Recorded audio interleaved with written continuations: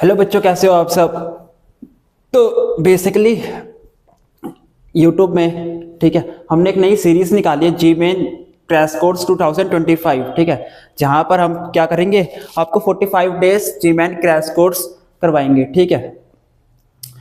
अच्छा, सही है। ये जो क्रैश कोर्स है सबसे इम्पोर्टेंट है उनके लिए, मतलब जिनकी अभी तक रिवीजन नहीं की है, जिन्होंने बच्चों ने अभी तक अपनी रिवीजन नहीं की, तो उनके लिए सबसे फायदेमंद क्रैश कोर्स है, ठीक है। ये इसमें हम चीजों को क्या करेंगे, सबसे पहले रिवीजन वाला पार्ट हम करेंगे इसमें, ठीक है।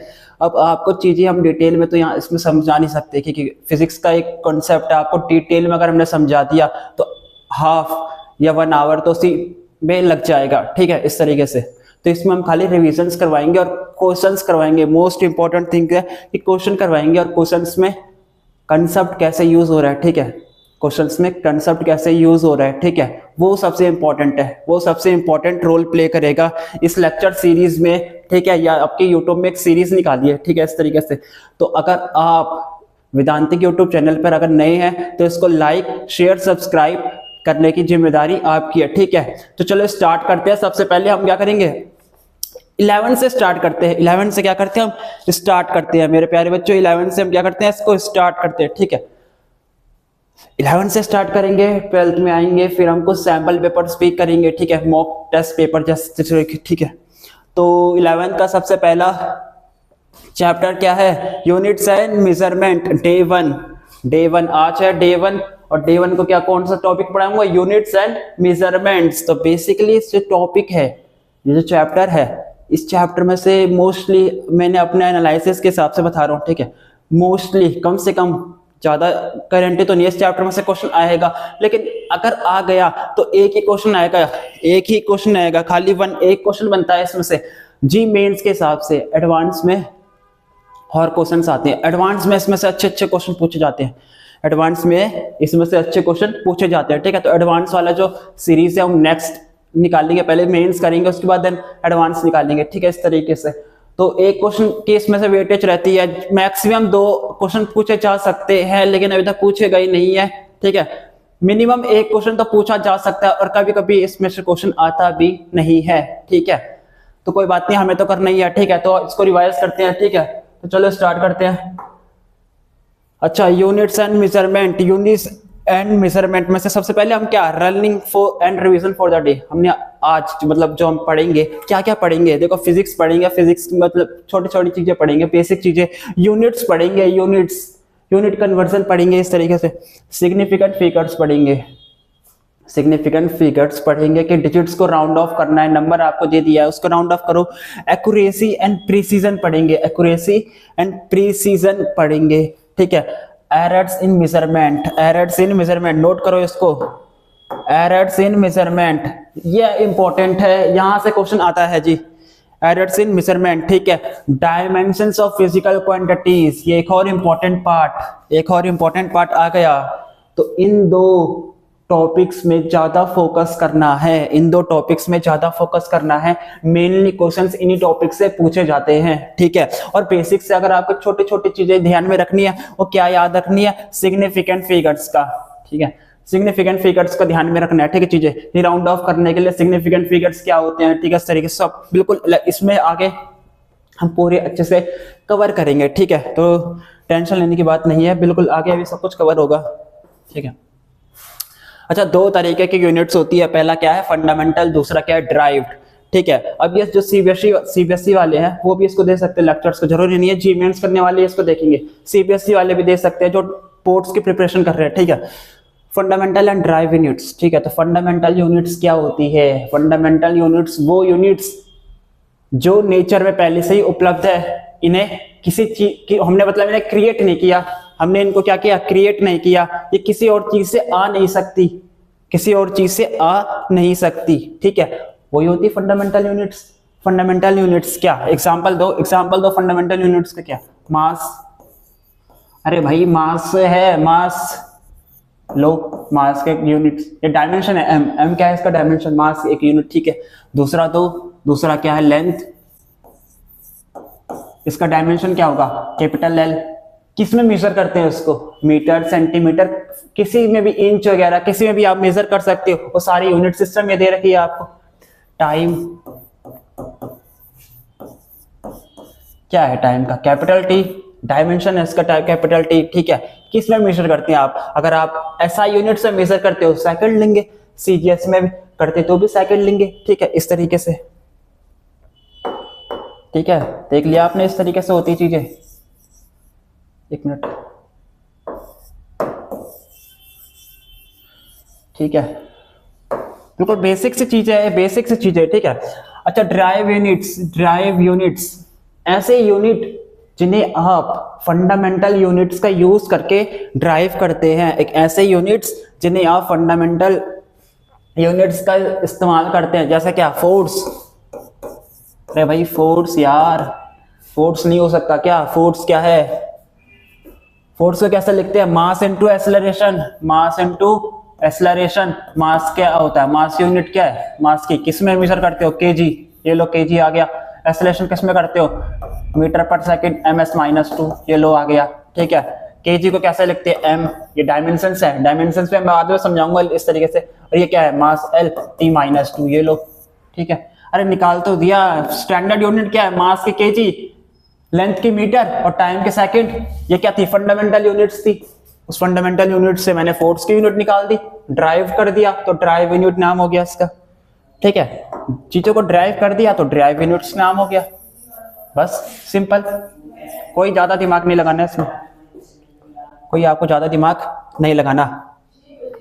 सिस्टम ऑफ यूनिट्स होती है, सिस्टम ऑफ यूनिट्स होते हैं, ठीक है। पहली सिस्टम ऑफ यूनिट्स, दूसरी, तीसरी, चौथी, ठीक है। सीजीएस सिस्टम क्या है, आपकी जो लेंथ होगी वो सेंटीमीटर में होगा, मास होगा ग्राम में और टाइम होगा सेकंड में, इसे कहते हैं सीजीएस, सीजीएस यूनिट सिस्टम, ठीक है, इस तरीके से, ये लो, ठीक है। नेक्स्ट आते हैं FPS, FPS foot pound second, ठीक है। आपका जो लेंथ होगी फिर वही बात, फुट में होगी, मास होगा वो पाउंड में होगा और टाइम होगा वो सेकंड में होगा। एमकेएस, एमकेएस, ठीक है। तो ये सिस्टम एमकेएस और एसआई फेमिलियर है, सिमिलर एक तरीके से, ठीक है। ये इंटरनेशनल सिस्टम ऑफ यूनिट्स है, मतलब कि अगर मैं दुकान में जाऊं, ठीक है, और मैं कुछ चीज लेंथ मांग रहा हूं, कपड़े के क्या मांग रहा हूं, लेंथ मांग रहा हूं, तो एक एसआई यूनिट होती है मीटर, आप उसको मीटर में ही बोलोगे कि 1 मीटर कपड़ा दे दो, 2 मीटर कपड़ा दे दो, ये एसआई यूनिट्स होती है, ठीक है। स्टैंडर्ड यूनिट्स, अगर आप कैलकुलेशन परफॉर्म कर रहे हो, अगर उसने लेंथ दे रखी है 21 सेंटीमीटर, ठीक है, न्यूमेरिकल कर रहे हो आप, ठीक है, 21 सेंटीमीटर उसने लेंथ दे रखी है, मास उसने दे रखा है कितना, 3 kg, लो, ठीक है। अब आप इसको कन्वर्ट ही नहीं कर रहे, कन्वर्ट ही नहीं कर रहे आप, सेंटीमीटर में दिया है केजी, मास, मास सेंटीमीटर क्या होती है, कौन सी यूनिट है, कौन सी यूनिट है जिसमें मास केजी में आता है और लेंथ सेंटीमीटर में आता है कोई यूनिट नहीं है। इसको मीटर में कन्वर्ट कर दिया, लेंथ को मीटर में कन्वर्ट कर दिया तो कितना आ जाएगा, ये लेंथ को आपने मीटर में कन्वर्ट कर दिया, ठीक है, लेंथ को आपने मीटर में कन्वर्ट कर दिया। अब देखो मास केजी, लेंथ मीटर, कौन सी यूनिट है, मास केजी, लेंथ मीटर, मास केजी, लेंथ मीटर, लो एसआई यूनिट्स, ठीक है। तो यूनिट्स का है ये सब भी यूनिट्स है, ये सब क्या है, यूनिट्स है, ठीक है। इस तरीके से छोटी छोटी चीजें हैं, ध्यान रखना चाहिए आपको, जब भी कन्वर्जन करोगे ना ध्यान रखने चाहिए, ऐसे नहीं कि लेंथ है सेंटीमीटर में और मास दे रखा है किसमें, केजी में, और आप आंसर कर रहे हो उसी लेंथ को डाल रहे हो सेंटीमीटर वाली क्वेश्चन ऐसे नहीं करना, सारी यूनिट्स को एसआई यूनिट्स में कन्वर्ट कर लो। सबसे पहला स्टेप किसी भी न्यूमेरिकल को सॉल्व करने का, सबसे पहले स्टेप है आपका किसी भी न्यूमेरिकल को सॉल्व करने का, कि जितने भी उसमें यूनिट्स है कि सबसे पहले उससे क्या करो, एसआई यूनिट में कन्वर्ट करो, चाहे वो सेंटीमीटर है चाहे वो मिलीमीटर है, किसी में नहीं, आपको एसआई यूनिट्स में आपको बस एक ही चीज याद रखनी है, मेरे को एसआई यूनिट्स में इसको क्या करना है, कन्वर्ट करना है। तो चलो आगे चलते हैं, नेक्स्ट करते हैं क्या है ये, ठीक है। तो ये बेसिक क्वांटिटीज है जो मैंने बता दिया था आपको, फंडामेंटल यूनिट्स है, लेंथ हो गई, मास हो गई, टाइम हो गई, इलेक्ट्रिक करंट हो गया, यूनिट्स क्या है, नेम एंड सिंबल, ठीक है, आपको सब पता है, ये चीजें आपको पता है पहले से बेसिक से, ठीक है। आगे चलो, अच्छा टेम्परेचर हो गया, गिनो कितनी यूनिट्स है फंडामेंटल, गिनो 1 2 3 4, देखो 5 हो गया, 6 हो गया, 7, बेसिकली 7 फंडामेंटल यूनिट्स होती है। टेम्परेचर केल्विन, ठीक है। अमाउंट ऑफ सब्सटेंस, आप सब्सटेंस का अमाउंट मांगते हैं कि मेरे को किसी सब्सटेंस का अमाउंट पता करना है तो क्या है, सबसे छोटे चीजों के लिए माइक्रोस्कोपिक के लिए होता है तो मोल है।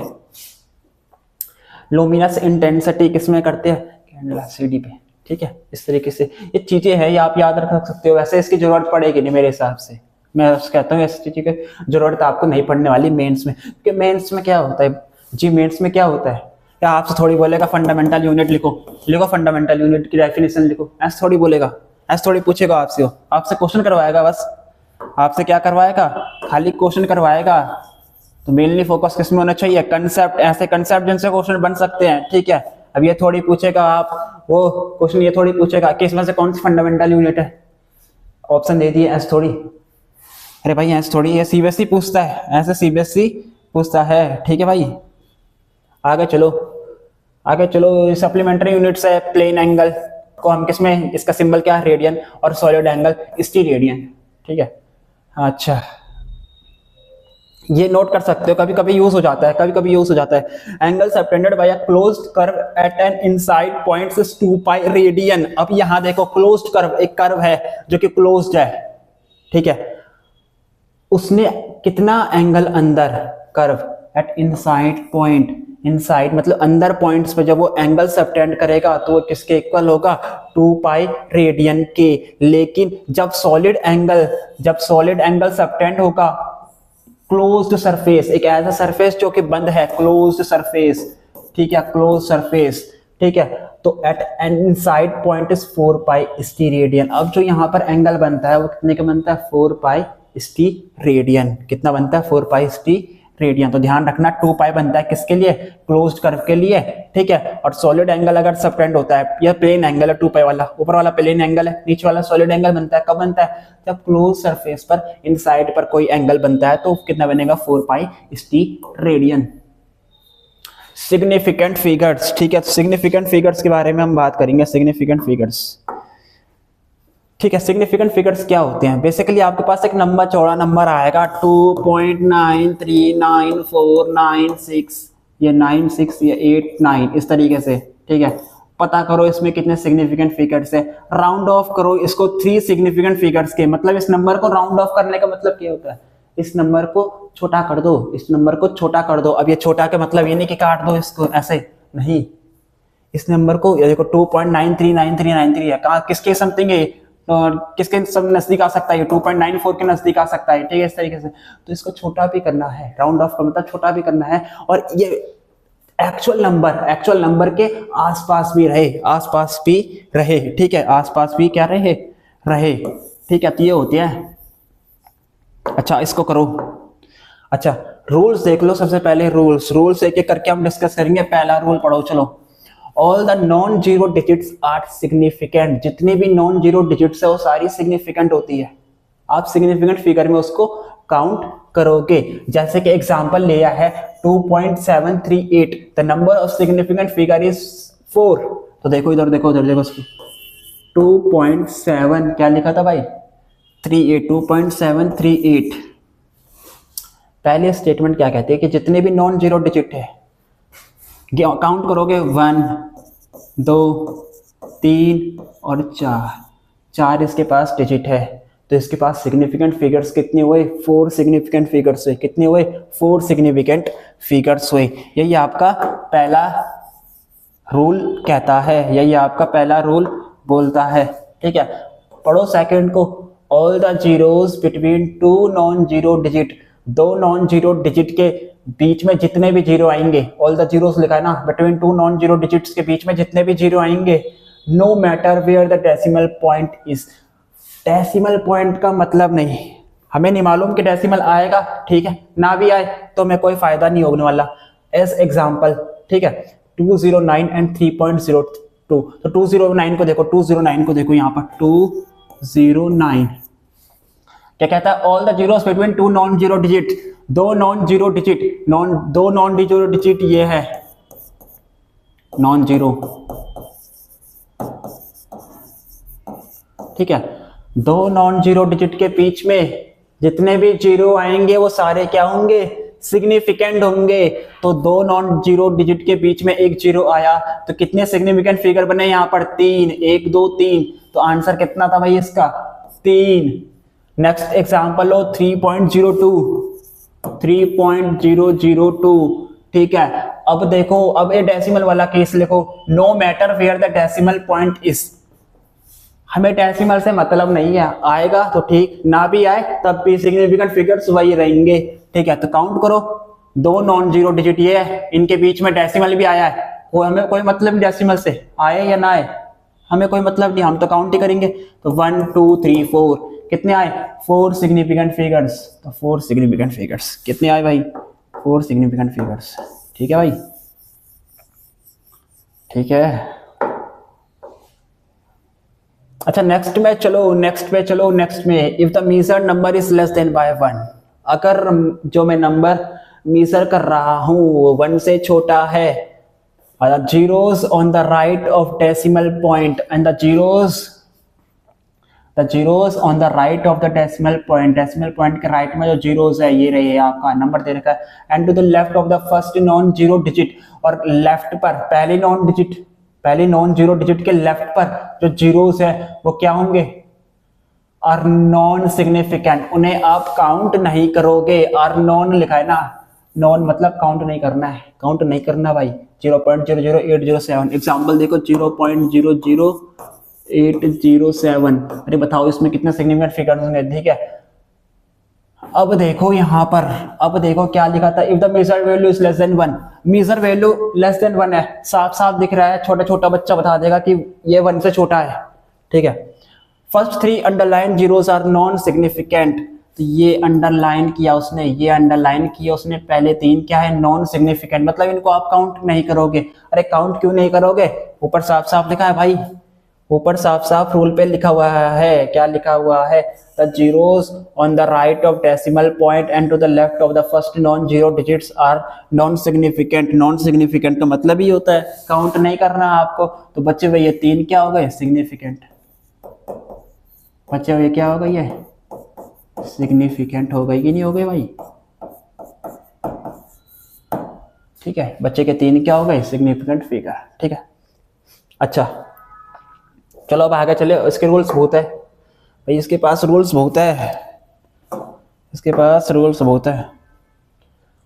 द टर्मिनल और trailing zeros in a number without a decimal point are not significant, ठीक है। अच्छा एग्जाम्पल लिया है इन्होंने इस तरीके से क्या लिया है इन्होंने? एग्जाम्पल लिया है 12.3 और डाला यहाँ पर मीटर, 12.3 डाला यहाँ पर मीटर, नीचे लिया इसने क्या? 1230 है क्या एक और? नहीं, बस सेंटीमीटर, ठीक है। अब ये कहना क्या चाह रहा है? कहना चाह रहा है द टर्मिनल और trailing zero in a number without a decimal point. एक नंबर, ये नंबर है विदाउट अ डेसिमल पॉइंट, इसके पास डेसिमल पॉइंट है ही नहीं, तो जो आप इसका जीरो है वो आप काउंट नहीं करोगे, तो इसके पास सिग्निफिकेंट फिगर कितने बचे? इसके पास सिग्निफिकेंट फिगर 3 बचे, और ऊपर वाले के पास भी क्या है? 3 है। अब कमाल की बात है, कमाल की बात है भाई, बहुत कमाल की जबरदस्त बात। अरे भाई ये 12.3 मीटर से ही तो 1230 सेंटीमीटर आया है, इसको मीटर को सेंटीमीटर में कन्वर्ट कर दिया। अरे यार इस मीटर को सेंटीमीटर में कन्वर्ट कर दिया, तो जितने पहले किसी के पास सिग्निफिकेंट फिगर्स होते हैं उतने ही बाद में सिग्निफिकेंट फिगर्स होते हैं, ठीक है। मोस्ट इंपॉर्टेंट, जो कि शायद नीचे लिखा भी होगा, ठीक है, यह है ना कि अगर इसके पास 3 सिग्निफिकेंट फिगर्स है तो चाहे आप इसको सेंटीमीटर में करो, चाहे आप इसको मिलीमीटर में कन्वर्ट करो, इसके पास 3 ही सिग्निफिकेंट फिगर्स रहेंगे, इसके पास 3 ही सिग्निफिकेंट फिगर्स रहेंगे, 3 ही सिग्निफिकेंट फिगर्स क्या होंगे? रहेंगे, ठीक है। बिल्कुल सिंपल है भाई। अच्छा नेक्स्ट करो, नेक्स्ट क्या है इसमें? Next the trailing zeros in number with a decimal point are significant. अच्छा ठीक है। अब लो ये 12, चलो इसको एग्जांपल ही ले लेते हैं यार, क्या इन्होंने एग्जांपल दिया है, ज़्यादा क्लियर से हो जाएगा चीज़ें।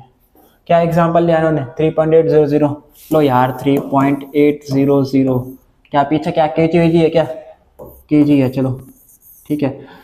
नेक्स्ट वाला क्या कहता है? देखो ये नंबर है, पहले वाले में केस में क्या था? नंबर था, डेसिमल नहीं था, सिग्निफिकेंट फिगर्स जीरो वाले काउंट हमने नहीं करे। डेसिमल है, डेसिमल आ गया, डेसिमल आ गया भाई, डेसिमल आ गया, उसकी पावर आ गई डेसिमल की, डेसिमल की क्या उसके आ गई, पावर आ गई, पावर आ गई। तो डेसिमल ने क्या बोला, मेरे को भी काउंट करोगे, अब जीरो को भी आपको काउंट करना पड़ेगा। तो इसके पास कितना है, फोर सिग्निफिकेंट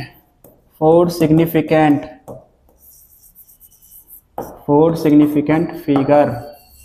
क्या मेरे प्यारे बच्चों, फोर सिग्निफिकेंट फिगर आ गए इसके पास, कितने आ गए, फोर सिग्निफिकेंट फिगर आ गए ना भाई। डेसिमल, तो भाई डेसिमल यहाँ पर खेलता है, डेसिमल क्या करता है यहाँ पर, खेलता है, ठीक है। डेसिमल नहीं है तो सिग्निफिकेंट फिगर जीरो वाले काउंट नहीं होंगे, डेसिमल्स है तो भाई जीरो भी काउंट होगा।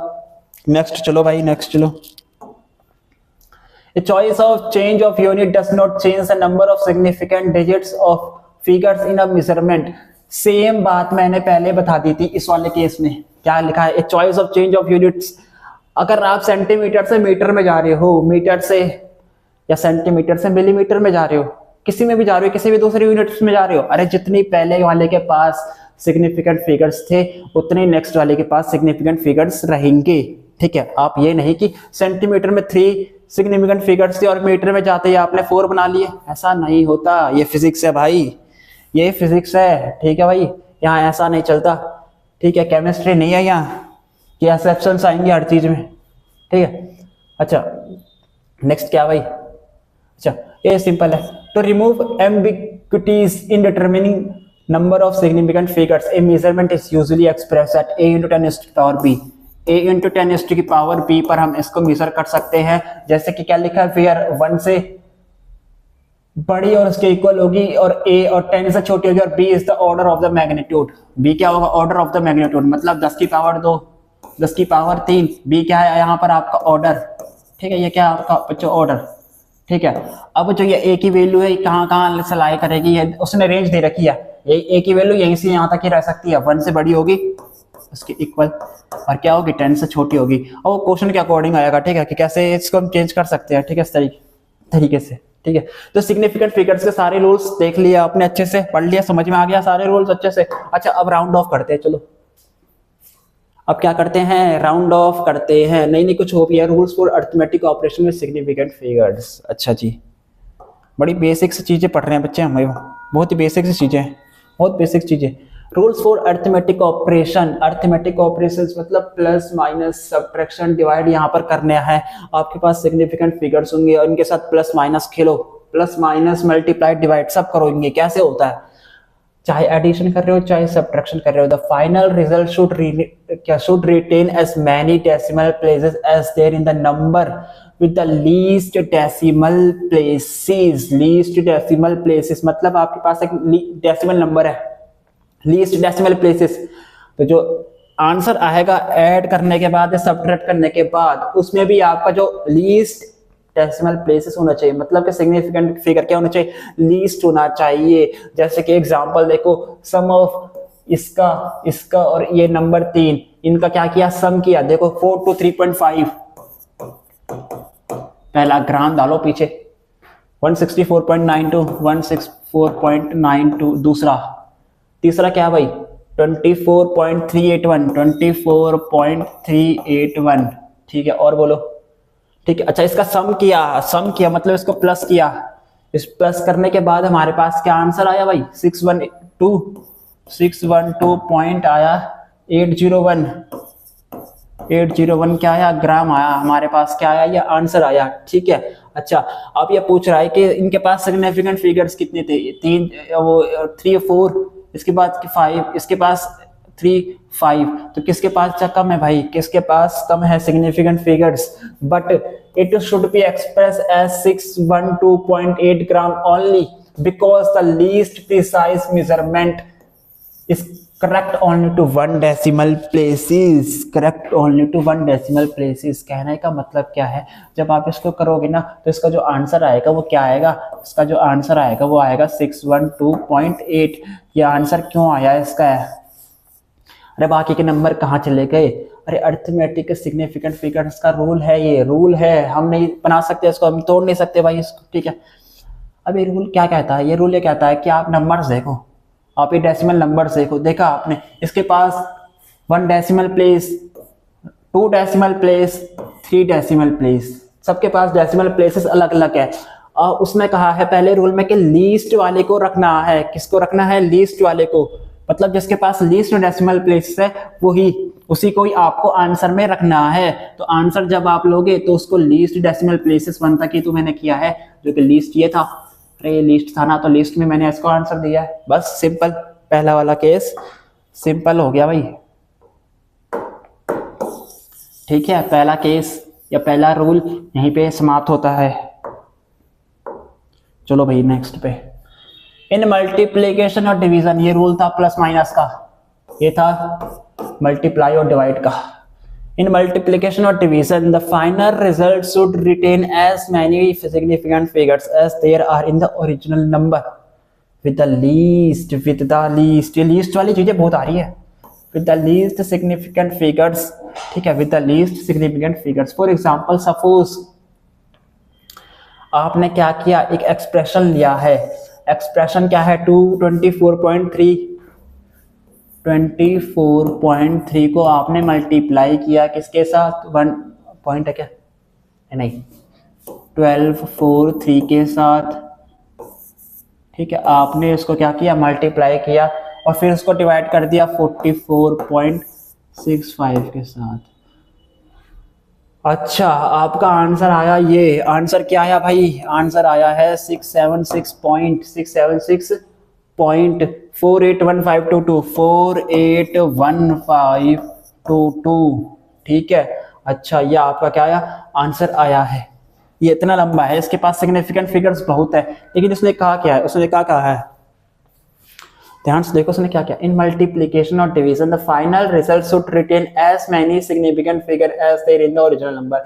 जितने ओरिजिनल नंबर पर है उतने सिग्निफिकेंट फिगर्स रह सकते हैं with the least significant figures के साथ, लेकिन सिग्निफिकेंट फिगर्स क्या होना चाहिए, लीस्ट होना चाहिए। ठीक है, अच्छा इसको किया, इनका आंसर ये आया। फिर देखो, rounding the above result up to 3 significant figures result would become 676। तो इसको आप राउंड ऑफ करोगे ना, जब आप इसको राउंड ऑफ करोगे, ठीक है, तो इसके पास लीस्ट सिग्निफिकेंट फिगर्स किसके पास है, इसके पास 3 सिग्निफिकेंट फिगर्स है, इसके पास 4 है और इसके पास 4 है। अरे लीस्ट इसके पास है, लीस्ट इसके पास, तो आंसर उसी में छोड़ो, किसका आंसर आएगा 676। जब आप सिग्निफिकेंट फिगर्स को क्या करते हो, राउंड ऑफ करते हो, राउंड ऑफ का भी रूल आएगा, वो नेक्स्ट में से होंगे, यहाँ 4 है, मैंने यहाँ से राउंड ऑफ किया क्योंकि मुझे 3 सिग्निफिकेंट फिगर्स चाहिए था, मेरे को 4 सिग्निफिकेंट फिगर्स चाहिए, तो मैं राउंड ऑफ यहाँ से करूंगा। ठीक है, ये चीजें छोटी छोटी चीजें हैं, आपको पता होगी एक्चुअली में मेरे को। चलो आगे चलो, अब आगे rules for rounding off uncertain digit, uncertain digits. ठीक है, इनको क्या करना होता है, राउंड ऑफ करना होता है, इनको राउंड ऑफ करना होता है। तो एग्जांपल लेके समझो, 2 ही रूल है इसके, पहला और दूसरा। एग्जांपल लेके समझो 18.764, इसको राउंड ऑफ करो 3 सिग्निफिकेंट फिगर्स तक, इसको राउंड ऑफ करो 3 सिग्निफिकेंट फिगर्स तक। 3 मतलब मेरे को राउंड ऑफ करना है यहां से, तभी तो 3 आएगा शायद। कहां से 3 से करोगे आप, कहां से करना है, 3 सिग्निफिकेंट फिगर्स तक मेरे को राउंड ऑफ करना है ना, यहां से राउंड ऑफ करूंगा तो नहीं आएगा, यहां से राउंड ऑफ करना है। ये है 3 सिग्निफिकेंट फिगर से, 3 सिग्निफिकेंट फिगर, स्पेलिंग गलत हो सकती है, कोई बात नहीं, चलता है, इतना जल्दबाजी में नहीं। ठीक है, अब सिग्निफिकेंट का रूल्स है कि जहां से आप कर रहे हो पहले उस नंबर को चेक करो कि 5 से बड़ा है कि नहीं है। जी बड़ा है, बिल्कुल 6 है, ये तो 6 है, तो आगे वाले इसके इधर लेफ्ट वाले को नंबर को क्या कर दो, +1 कर दो, तो यहाँ आंसर कितना आएगा 18.8। लो भाई, ये छोटी क्लासेस में आपने किए हैं भाई, ये छोटे क्लासेस में आपने किए हैं। कितना आएगा आंसर भाई, राउंड टू 18.8, ये देखो 18.8 दे रखा है यहाँ पर। ठीक है, नेक्स्ट करो 18.74 को, 18.74 को करोगे 3 सिग्निफिकेंट फिगर्स तक करना है, तो राउंड ऑफ करना होगा, यहाँ से 4 है, 5 से छोटा, 5 यहाँ देखो 5 से बड़ा था 6, ये 5 से छोटा है 4, कोई चेंज नहीं करना, कोई चेंज नहीं करना, बस इस नंबर को गायब कर दो, इसको गायब कर दो, कोई चेंज नहीं करना है। तो आंसर कितना आएगा 18.7, 18.7 सिंपल, यही आपका क्या आंसर है, आंसर है यही आपका, ठीक है भाई, यही आपका आंसर है, ठीक है, यही आपका क्या है आंसर है। नेक्स्ट, ये रूल 1 था। नेक्स्ट रूल, नेक्स्ट रूल क्या कहता है, अगर 5 हो, अगर ये देखो ना यहाँ लिखा क्या है 17.845, 17.845, ठीक है, ये लो राउंड ऑफ करना है यहाँ से, ठीक है, कहाँ से करना है मेरे को, 4 सिग्निफिकेंट फिगर्स तक चाहिए, तो 4 चाहिए, ये 4 चाहिए, तो यहाँ से राउंड ऑफ करना पड़ेगा 5 से। अगर आपका लास्ट डिजिट, ठीक है, या इनसिग्निफिकेंट डिजिट क्या है 5 है, 5 के इक्वल है, अब क्या करें, तब आप उसके लेफ्ट वाले डिजिट को चेक करोगे, इस वाले डिजिट को चेक करोगे, ये क्या इवन है या फिर ऑड है, ये क्या है इवन है या फिर ऑड है, ये क्या है इवन है या फिर ऑड है, ये क्या है इवन। अब देखो यहां पर क्या लिखा है भाई, अगर इवन है, अगर क्या है ये इवन है, हाँ भाई इवन है, 4 है ना, इवन ही तो होगा, इवन है, अगर इवन है तो आपको कुछ नहीं करना, बस जो नंबर्स जिससे आप प्रेस कर रहे थे उसको डिलीट कर दो, तो आपका आंसर क्या आया 17.84, ये आपका आंसर है। अरे आपने ऑड वाला बताया नहीं, ऑड वाला बताते भाई, ऑड वाला बता देते हैं, 17.83 लो 5, ये लो ऑड हो गया, 5 है, उसके लेफ्ट पर आपने डिजिट चेक करी, ऑड आ गया, अब कुछ नहीं होगा, अब कुछ नहीं होगा, अब क्या होगा 5 को हटाओ और जो ऑड वाली डिजिट थी उस पर +1 कर दो, उस पर क्या कर दो +1 कर दो, 17.84, यहाँ से भी आ गया 17.84, ठीक है, समझ में आया, बहुत आसान चीजें है ये, ठीक है, बहुत आसान सी चीज है, अभी आसान आसान से स्टार्ट करते हैं, मुश्किल मुश्किल तक जाएंगे, ठीक है। नेक्स्ट चलो नेक्स्ट। अच्छा, एक्यूरेसी एंड प्रिसीजन, देखो एक्यूरेसी एंड प्रिसीजन क्या होता है, हाँ अच्छा चलो भाई, एक्यूरेसी एंड प्रिसीजन, ठीक है भाई, एक्यूरेसी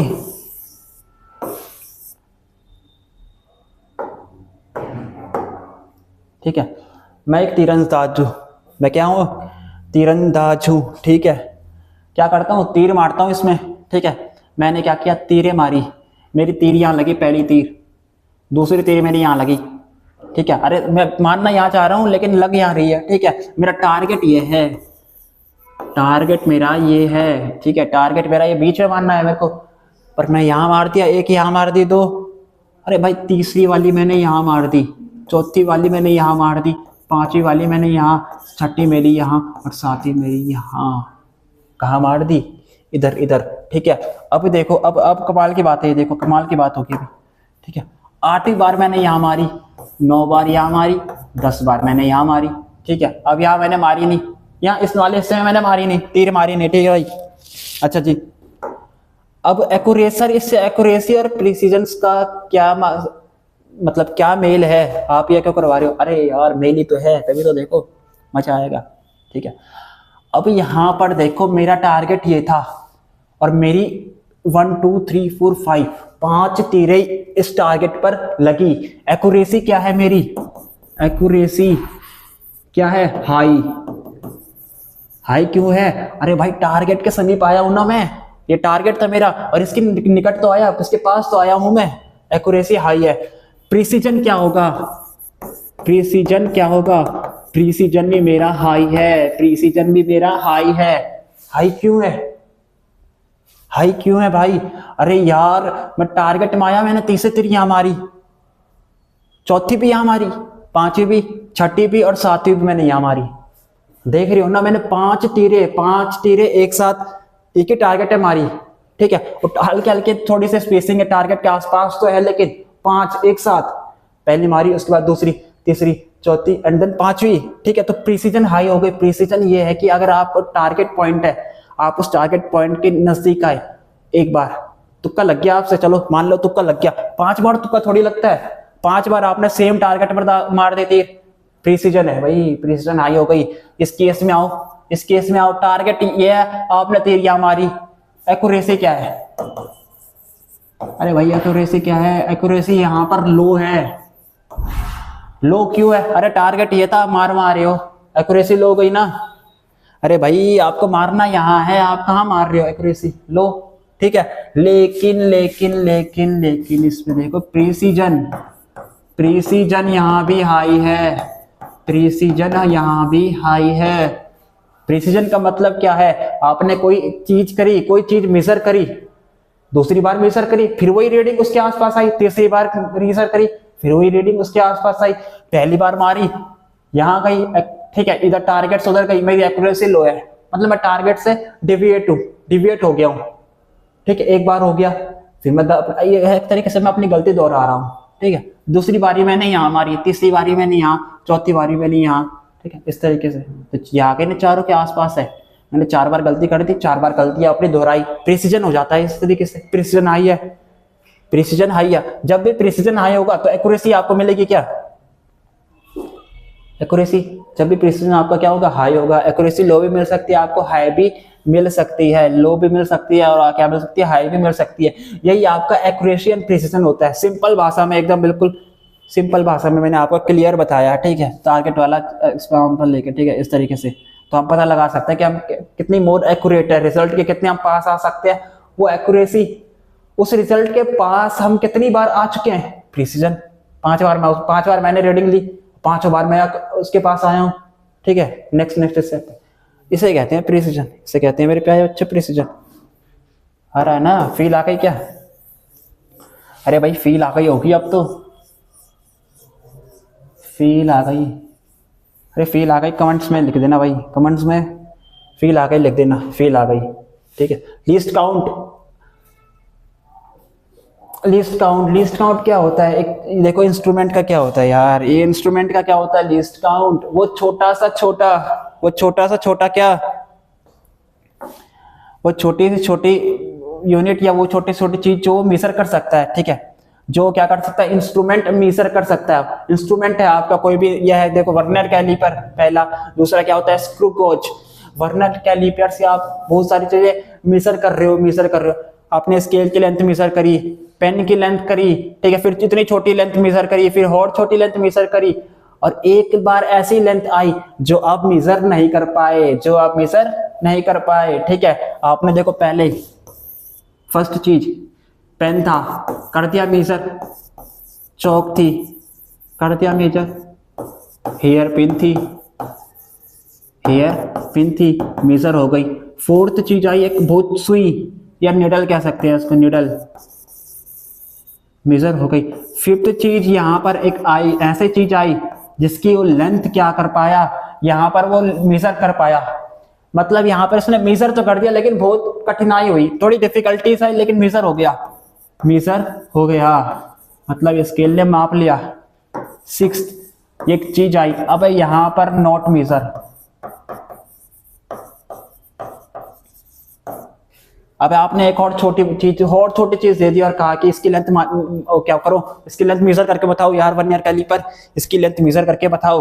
मेजर नहीं कर पाया, मेजर क्यों नहीं कर पाया, अरे यार उसके लीस्ट काउंट कितनी, उसकी लिमिट कितनी है, हर चीज की एक लिमिट होती है ना, least count is the limit, कि वो इतनी मेजर कर सकता है, इससे और छोटी चीज आएगी वो मेजर नहीं कर पाएगा, खत्म नहीं कर पाएगा भाई, उसकी क्षमता ही इतनी है यार, लिमिट।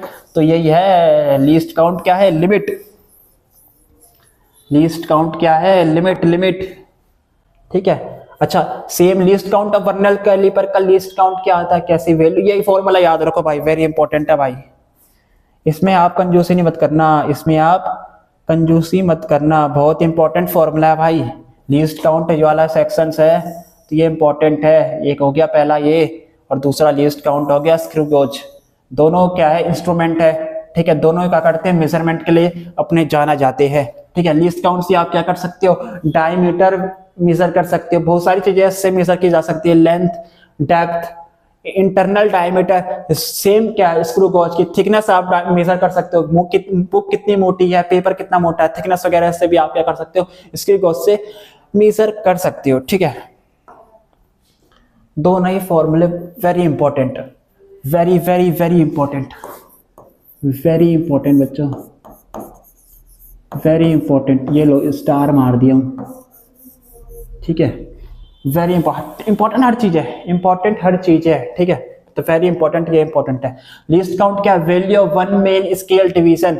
लीस्ट काउंट निकालना है आपको तो क्या करना होगा, एक मेन स्केल डिवीजन होता है ना, उसमें दो स्केल्स होते हैं उसमें वर्नियर कैलिपर में, आपने देखा होगा, एक्सपेरिमेंट परफॉर्म किए होंगे आपने सॉरी। तो value one main scale division, one main scale की डिवीजन की आपको लिखनी है ऊपर value, total number of vernier scale division, कि टोटल वर्नियर स्केल के कितने डिवीजन है उससे डिवाइड कर दो, लीस्ट काउंट मिल जाएगा। लीस्ट काउंट क्या मिल जाएगा? मिल जाएगा आपको लीस्ट काउंट, ये लो 1 MSD माइनस के 1 VSD, ठीक है, ये लो, ये भी ले लो, सेम ही फॉर्मूला है, दोनों सेम ही है, अरे भाई दोनों सेम ही है यार, ठीक है। Least count of screw gauge, screw gauge का क्या करोगे? लीस्ट काउंट, स्क्रू गेज का लीस्ट काउंट क्या होती है? Value of one pitch scale reading, एक पिच, वन पिच स्केल की रीडिंग कितनी आई है। पिच क्या होती है यार, आपने स्क्रू गेज देखा होगा, इस तरीके से होता है स्क्रू गेज, इस तरीके से, ठीक है, ये सर्कुलर होता है एक तरीके से, सर्कुलर और बीच में दो जॉस होते हैं, ठीक है, इस तरीके से। तो आप जब सर्कुलर वाले को रोटेट करते हो तो आपने एक बार घुमाने पर ये डिस्टेंस कितना आगे मूव किया, ये डिस्टेंस सर्कुलर डिस्टेंस नहीं है, सर्कुलर आपने एक रोटेशन कंप्लीट किया, ठीक है, एक रोटेशन कंप्लीट होने के बाद ये स्केल कितना आगे मूव किया, वही उसकी पिच होती है, ठीक है, वही उसकी क्या होती है? पिच होती है। अच्छा, लिस्ट काउंट क्या था? Value of one pitch scale reading divide कर दो total number of head scale reading, total number of क्या? Head scale reading. Head scale reading मतलब CSR, सर्कुलर स्केल रीडिंग। अरे सर्कुलर स्केल, अरे सर्कल, ऐसा उसको सर्कल की तरह घुमाते हैं ना उसको, सर्कुलर कहो, हेड से घुमा रहे हैं, हेड कह दिया, सर्कुलर कहो, सर्कल से घुमा रहे हैं, गोल गोल घूमता है, सर्कुलर स्केल रीडिंग, ठीक है। ये वेरी इंपॉर्टेंट थे लिस्ट काउंट वाले फॉर्मूले, क्वेश्चन इन्हीं पे करेंगे अभी हम, एक दो क्वेश्चन हम इन पे आगे करेंगे, ठीक है। चलो अच्छा भाई, अच्छा जी, एरर इन मेजरमेंट, अच्छा जी। अब होता क्या है कि जब हम कुछ चीजें मेजरमेंट कर रहे होते हैं, ठीक है, हम क्या कर रहे हैं, कुछ चीज मैं मेजर कर रहा हूं, ठीक है, अब कुछ चीज जब मैं मेजर करता हूं तो मैं एक्यूरेट वो चीज नहीं निकाल सकता। मान लो कि अगर मैं जी की वैल्यू 9.8 मीटर पर सेकंड होती है, ठीक है, ये ms-2 होती है, ms-2 ले दो, ब्रैकेट हो जाएगा, ठीक है, इस तरीके से। जी की वैल्यू क्या होती है? ये 9.8 होती है। जब मैं मेजर करूंगा मेरी 9.6 भी आ सकती है, 7 भी आ सकती है, 10 भी आ सकती है, ठीक है, 10.1 भी आ सकती है, ठीक है, इस तरीके। वो डिपेंड करता है कि आप किस एक्सटर्नल एनवायरनमेंट पे आप कर रहे हो। जी निकालो, वैक्यूम में कुछ और आएगी, जी निकालोगे इस तरीके से, एक्सेलरेशन ड्यू टू ग्रेविटी निकालोगे ना, इस तरीके से, सिंपल, ठीक है। हाई टेम्परेचर में निकालोगे तो चेंज आ सकती है। अब ये तरीके हैं, ठीक है, लेकिन कुछ ना कुछ एरर जरूर आता है भाई। कोई भी चीज आप मेजरमेंट करते हो तो एरर जरूर आता है। एरर क्या है? मेजरमेंट। कोई भी चीज अगर आप मेजर करोगे तो उसमें क्या आता है? एरर आता है। एरर, एरर क्या है? एरर, ठीक है। अच्छा, वो एरर होता क्या है? एरर क्या होता है? देखो, एरर की सिंपल भाषा में देखिए कि मैंने कुछ चीज निकाली, ठीक है, अब देखो 9.8 इसकी वैल्यू होती है, एक्चुअल वैल्यू होती है 9.8 और मेरा आंसर आया है 9.7। मैंने एक्सपेरिमेंट परफॉर्म किया और मैंने एक्सपेरिमेंट परफॉर्म करके निकाली, जी की वैल्यू कितनी आई? 9.7 आई। अच्छा, इसमें एरर कितना आया? ट्रू वैल्यू इसकी 9.8 है और मेजर वैल्यू क्या है? 9.7। माइनस करोगे तो एरर पता नहीं चलेगा आपको कितने का है। 0.1 का एरर है क्या? हाँ भाई, 0.1 का एरर है क्या? तो यही तो होता है एरर, ठीक है। The difference in the true value and measure value of a quantity is called error of measurement. Error बहुत तरीके के होते हैं, ठीक है। 4 तरीकों के एरर के बारे में हम इसमें जानेंगे। सीबीएसई वालों के लिए बहुत इंपॉर्टेंट, जी मेंस वालों के लिए और ज्यादा इंपॉर्टेंट, जी मेंस वालों के लिए और ज्यादा इंपॉर्टेंट, बहुत ज्यादा इंपॉर्टेंट, बहुत ज्यादा इंपॉर्टेंट। सबसे पहला एरर क्या? Absolute error. एब्सोल्यूट एरर निकलता कैसे है? निकलता कैसे? आपने readings Lee, reading I A1, A2, A3, A4, A5, यह सब ऑब्जर्वेशन है। AN निकाला कि नहीं निकाला भाई? AN निकाला कि नहीं निकाला? ठीक है। अब आप क्या करोगे? इसका मीन निकालोगे। इसका मीन निकाला आपने, ए मीन, इन सारी ऑब्जर्वेशन का मीन निकाला। वो मीन किसके इक्वल आया? A0। अब मीन निकालना तो बच्चे को आता है। सारी ऑब्जर्वेशन को क्या करोगे? ऐड करोगे और नंबर ऑफ ऑब्जर्वेशन से क्या कर दोगे? डिवाइड कर दोगे। आपका मीन आया A0, A0 आपका मीन आया। ये एब्सोल्यूट एरर नहीं निकला, अभी एब्सोल्यूट एरर हमने निकाला ही नहीं है यार। तो एब्सोल्यूट एरर क्या आएगा, ये चीज है एब्सोल्यूट एरर। A1 का आपने मेजरमेंट ली, पहली वाली आपने कोई चीज मापी, मेजर करी, A1 आई, उस A1 पर एब्सोल्यूट एरर कितना या डेल A1, वो एब्सोल्यूट एरर A1 का एब्सोल्यूट एरर आप निकाल रहे हो, तो एब्सोल्यूट एरर किसके इक्वल आएगा, जितनी आपका मीन आया A0 माइनस कर दो क्या, जिस क्वांटिटी का आप या जिस ऑब्जर्वेशन का आप एब्सोल्यूट एरर निकाल रहे हो उसको आप क्या कर दोगे, माइनस कर दोगे, उसको आप क्या कर दोगे, माइनस कर दोगे। तो यही तो है एब्सोल्यूट एरर, यही तो है एब्सोल्यूट एरर, और कुछ नया थोड़ी है भाई, यही है एब्सोल्यूट एरर आपका, यही है आपका एब्सोल्यूट एरर। ठीक है, absolute error first observation A1, absolute error in second observation del A2 कैसा निकलेगा, A0 माइनस का A2। अरे A0 क्या है, मीन। क्लियर, चीजें हो गई यहां पर क्लियर, चीजें क्या हो गई मेरे, चीजें क्या हो गई क्लियर। नेक्स्ट क्लो मीन एब्सोल्यूट एरर, यार वही बात है, आपको अगर एब्सोल्यूट एरर आता है, जितने आपने एब्सोल्यूट एरर निकाले हैं उसका क्या लो लोगे, मीन ले लोगे, तो आपको मिलेगा मीन एब्सोल्यूट एरर। ये तो नाम है इसका, मीन एब्सोल्यूट एरर। ठीक है, ये मीन एब्सोल्यूट एरर है। तो मीन एब्सोल्यूट एरर निकलेगा कैसे, मीन एब्सोल्यूट एरर का लिए एक बात याद रखना, जब भी आप ये निकालोगे ना डेल A1 डेल A2 क्या एब्सोल्यूट एरर निकालोगे किसी भी ऑब्जर्वेशन का, तो उसका मोड लेना है, उसका क्या लेना है भाई, मोड लेना है। ये मोड लगा रखा है भाई, ये आपका मोड लगा रखा है, मोड का मतलब जानते हो ना, इसके अंदर नेगेटिव नहीं आ सकता भाई, नेगेटिव वाले को आप नहीं रखोगे। मान लो कि आपका डेल A1 आया माइनस के 3, तो मोड लगाया तो 3 आएगा ना, इस तरीके से। तो ये मीन है, बिल्कुल सिंपल सा है मीन। सारे एब्सोल्यूट एरर्स को क्या करना है, ऑब्जर्वेशन के सारे एब्सोल्यूट एरर्स को ऐड अप करना है, डिवाइड कर देना है टोटल नंबर ऑफ ऑब्जर्वेशन के साथ। ठीक है भाई, चलो भाई नेक्स्ट में चलो। नेक्स्ट हमारा क्या आता है, रिलेटिव और fractional error. Relative error important है भाई, इंपॉर्टेंट है।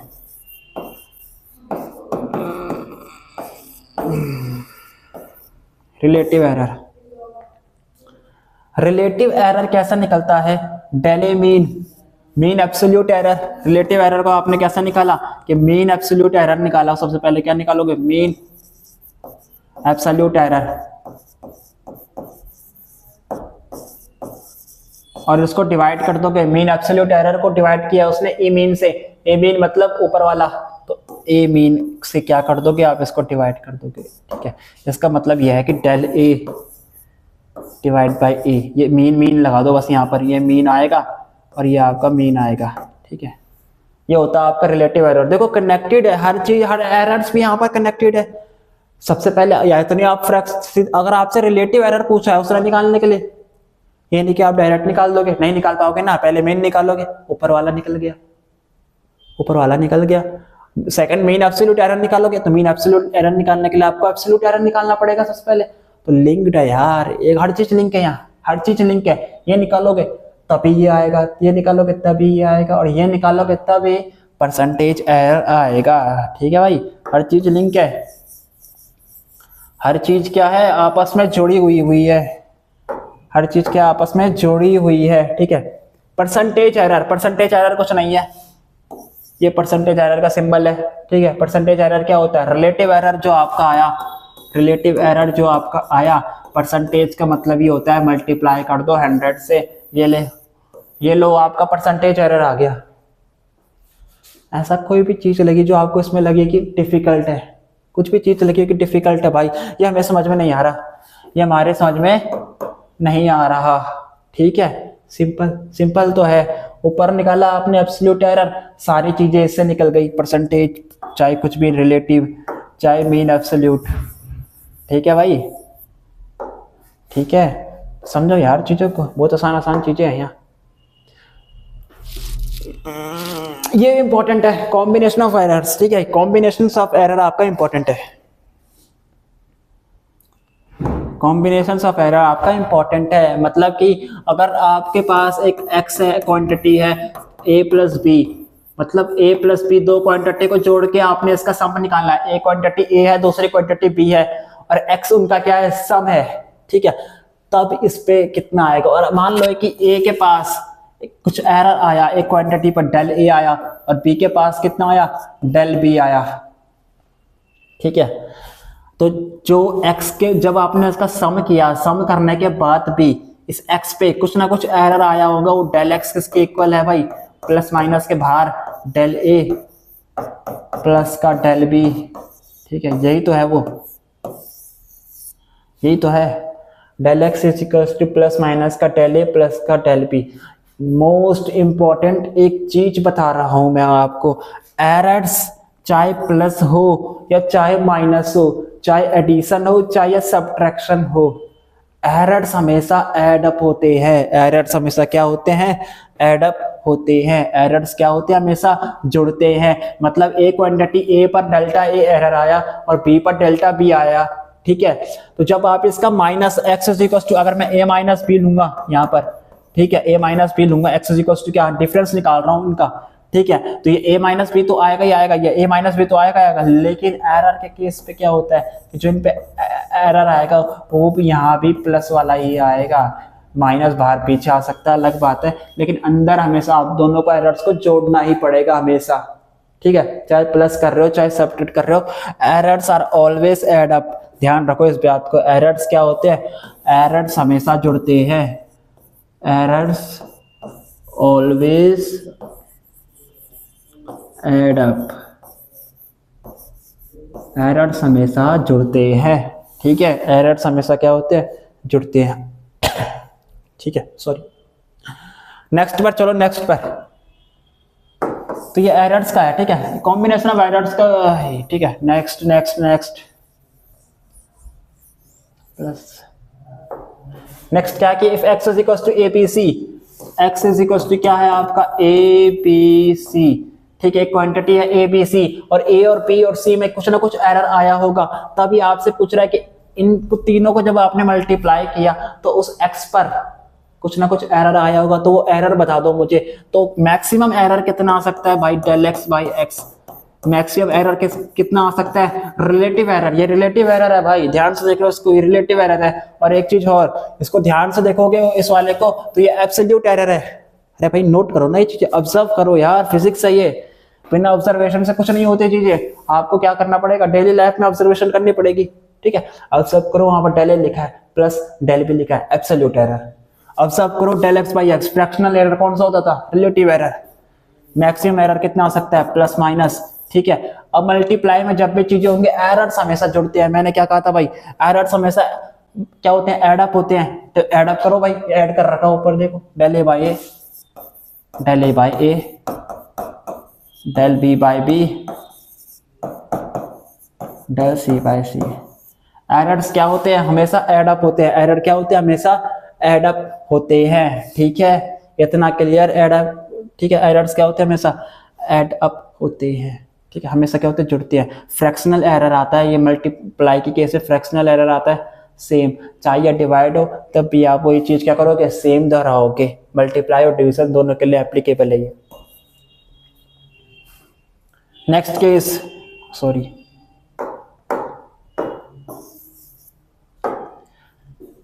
नेक्स्ट क्या करो सर, पावर आ गई, पावर आ गई इनके पास। अरे भाई पावर आ गई है, अब पावर आ गई है ए बी सी के पास। ए के पास कितनी पावर है भाई, के एल एन। अच्छा के एल एन है, ए के एल और बी के पास एन। सर पावर आ गई, पावर वाला बताओ।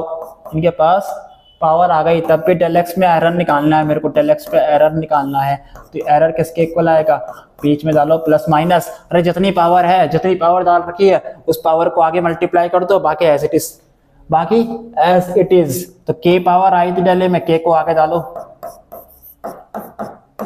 एल के पास, बी के पास एल आई पावर आई थी तो बी को आगे डाल लो भैया एल को।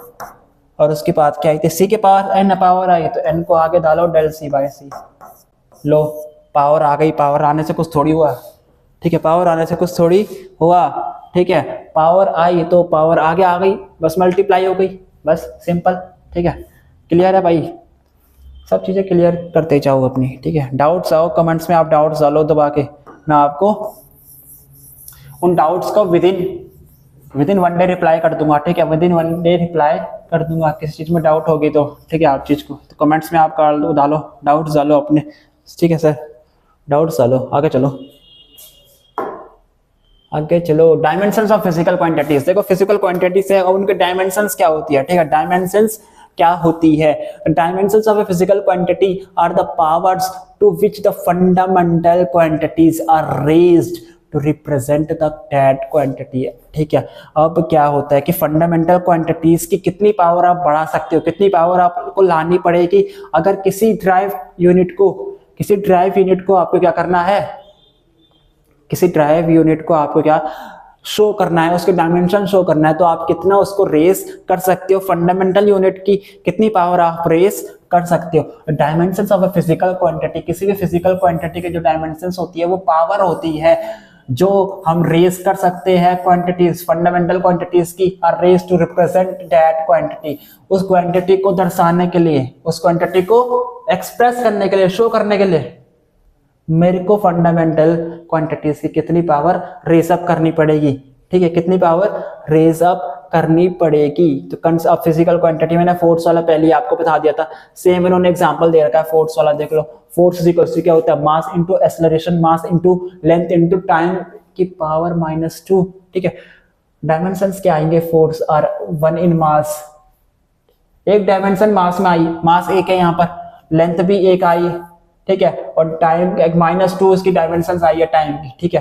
तो इसकी डायमेंशंस क्या होती है फोर्स की क्या हो गई भाई, मास 1 आया, लेंथ 1 आई और टाइम क्या आया, -2 आया।